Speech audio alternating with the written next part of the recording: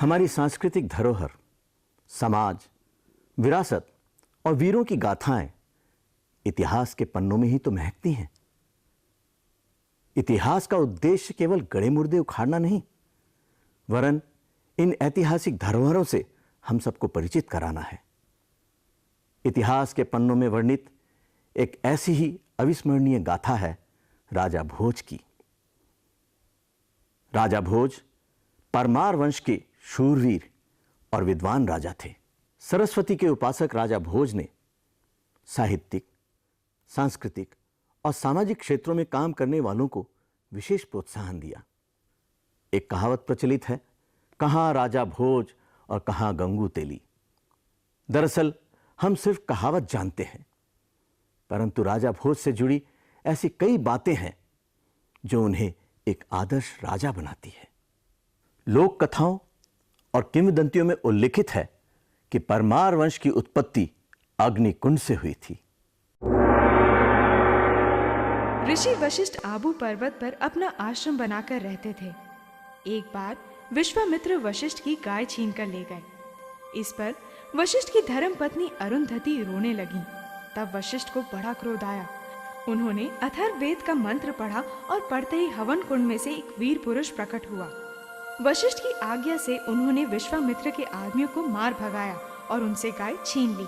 तब वशिष्ठ ने प्रसन्न होकर उस वीर पुरुष का नाम परमार रखा, जिसका अर्थ होता है शत्रुओं को मारने वाला। इन्हीं के नाम पर परमार वंश चला, जिसमें आगे चलकर कई वीर हुए।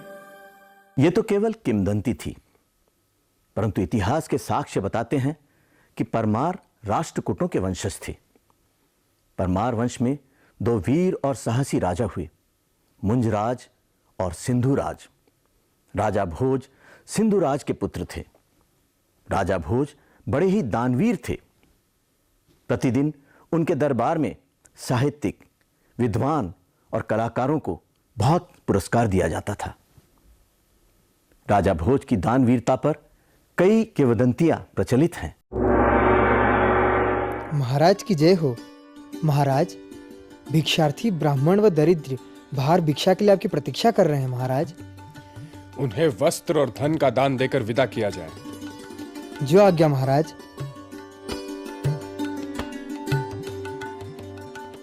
आपातकाल के लिए धन बचाकर रखना चाहिए राजन।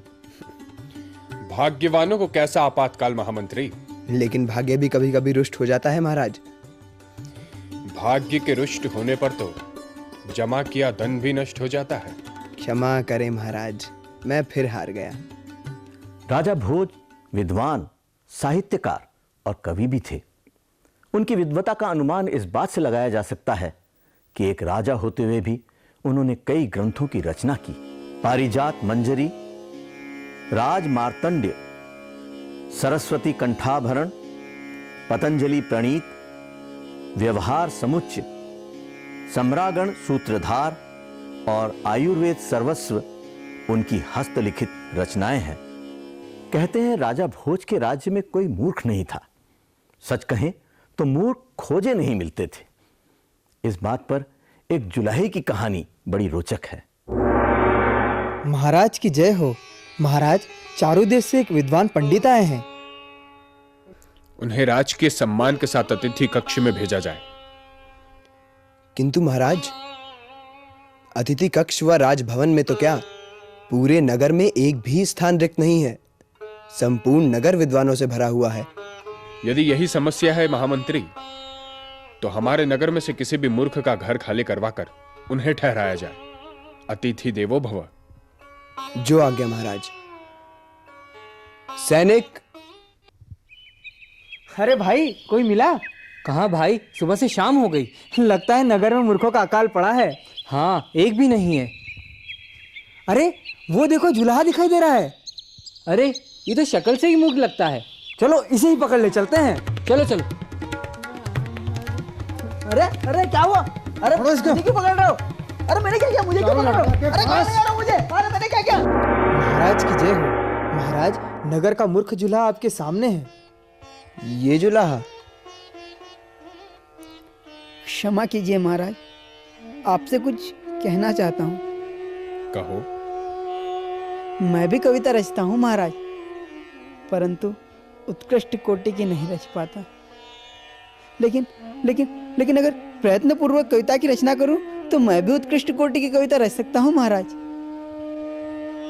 अब आप कहें तो मैं कविता रचूं या कपड़ा बुनूं, यदि आप कहें तो नगर छोड़कर चला जाऊं। अति उत्तम, साधु साधु। यदि हमारे नगर में एक साधारण सा जुलाहा भी असाधारण रचना करता है तो हमें और विद्वानों की क्या आवश्यकता महामंत्री। इन्हें धन धान्य से संपन्न करके घर भेजा जाए। जो आज्ञा महाराज। भोज के शौर्य और उनकी वीरता की कई कहानियां प्रचलित हैं, परंतु गुजरात के चेदी नरेश राजा गांगे देव और तेलंगाना के राजा जय सिंह के साथ किए गए उनके युद्ध काफी प्रसिद्ध रहे। इन्हीं राजाओं गांगे और तेलंग के साथ राजा भोज की तुलना करके मुहावरा बना, कहां राजा भोज और कहां गांगे तेलंग, जो कालांतर में अपभ्रंशित होकर बन गया कहां राजा भोज और कहां गंगू तेली। किसी भी राज्य के राजनीतिक परिवेश को राजा से अलग नहीं किया जा सकता है, परंतु कभी कभी एक आम आदमी भी बड़े से बड़े राजा को छोटे से छोटा ज्ञान दे जाता है। कुछ ऐसी ही एक कहानी राजा भोज पर भी आधारित है। ये मार्ग उज्जैनी का नहीं लगता महामंत्री। हम पथ भ्रमित हो गए हैं महाराज। और अब तो सैनिक भी दूर रह गए। देखते हैं महाराज, कोई ना कोई मार्ग तो। वो देखिए महाराज, वहां से रोशनी आती दिखाई दे रही है। शायद किसी की झोपड़ी है। चलिए वहीं चलते हैं।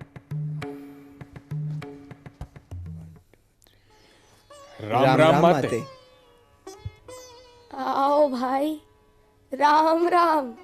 कौन हो तुम? हम पथिक हैं माता। पथिक तो दो है, एक सूर्य एक चंद्रमा। तुम कौन से पथिक हो? हम अतिथि हैं माता। अतिथि भी दो है, एक धन दूजा यौवन। तुम कौन से हो भाई? हम शक्तिवान हैं। शक्तिवान भी दो है, एक पृथ्वी दूजी स्त्री। हम राजा हैं। राजा भी दो है, एक इंद्र दूसरा यम। तुम कौन से राजा हो? क्षमा करें माते, हम नहीं जानते हम कौन हैं, सो आप ही बताइए। तू राजा भोज और तू माक पंडित। जाओ, ये मार्ग उज्जैनी का ही है।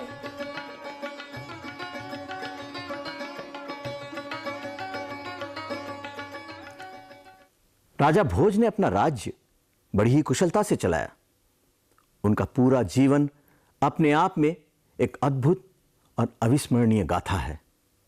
उनके बाद भी परमार वंश का राज्य कई वर्षों तक चला, परंतु इस वंश की पहचान केवल राजा भोज ही रहे।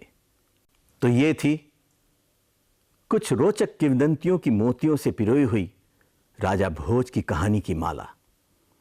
इन कहानियों को एक सूत्र में बांधकर इनको इनके उद्गम से मिलाने का एक छोटा सा प्रयास हम सब ने किया है।